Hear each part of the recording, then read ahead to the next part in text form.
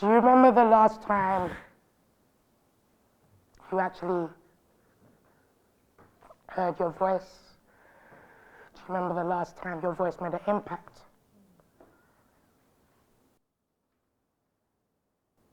It took me 24 years for my voice to be heard. 24 hard years of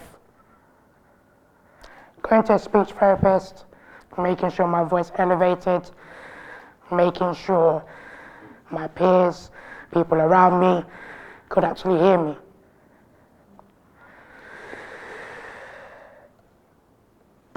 That baby behind me is me. Vulnerable, born at 6 months, with a narrow airway, and fighting for my life. Born to 2 parents who come from Ghana. Do we have any Ghanaians in the house? Hey! To 2 parents who had just come to England for a better life. My hero, my mother. And she's in the crowd. One thing I didn't say though was, one parent really loved me, and I guess you know who that is. Whilst the other parent asked the doctors to kill me.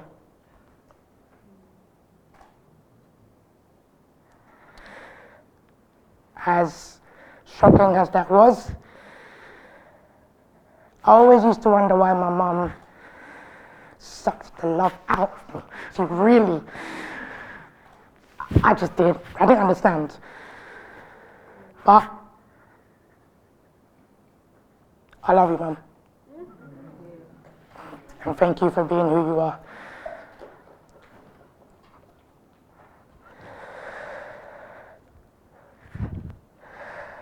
So, you know when you're a teenager, there's hormones buzzing around, you're trying to find who you are. I hadn't found myself quite yet in that picture. You can see I'm a bit nervous. My tube had come out. I'd been told, yes, you can talk, you can go out there and be who you are. But I still did not really know who I was.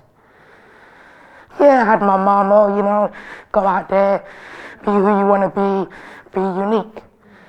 But an 8-year-old boy, be unique in 90s England. Right. That's all I can say. I didn't find myself. Days became weeks, weeks became months, years. It took me a long time to find who I was.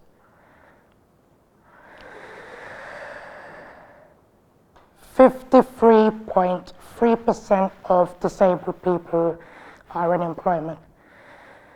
That shouldn't be the case. A lot of us with disabilities are more than capable of working, doing the everyday things. But society like to use the medical model. We just want to be included in things. We just want to be appreciated. But that's not the case. We're never accepted because, he's different. You need to get well. Why are you working? Claim the state benefit. I was lucky enough to gain employment as a civil servant. Part of the crown.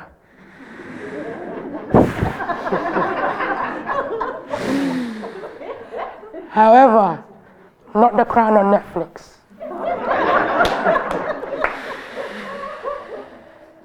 I worked for DWP. I was the advisor that when you came in, I asked you, have you done your job search? Have you applied for any jobs? They gave me a chance. I thought, yes, the crown of actually giving me a chance. I can actually project my voice. But oh no, I was muted. Because it came to a point where I needed reasonable adjustments. And we all know what it's like, asking the employer for reasonable adjustments. I asked them for software to enable me to read text. Can anyone guess what they said? No. I asked them for trigger points to raise my sick absence. Can anyone guess what they said? No. However, that didn't stop me. I thought to myself, if this is how disabled people are being treated, someone needs to talk about it. But you know what I also came to realize? Is that disabled people were muted once they were in employment, because they got us to sign all these contracts to say, what happens here does what? Stays. So I was naughty.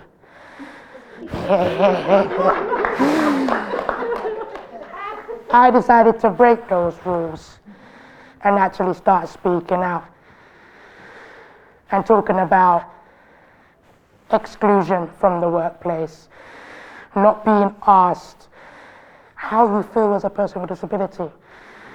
What's your purpose? Why do you want to work for us? How can we support you? I was never asked these questions. And when I did ask, I was labeled the problem employee. So, I'm going to end here. And I'm going to say,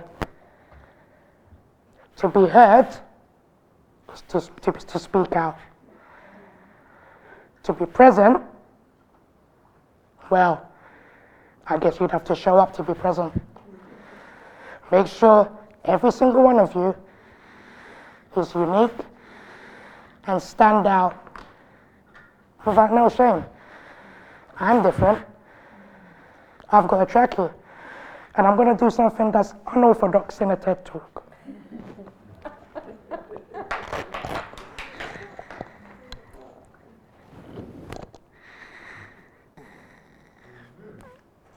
I am Mr. Unique Voice. I have a hole in my neck, and I am not indifferent. I'm just like any of you. Thank you for having me.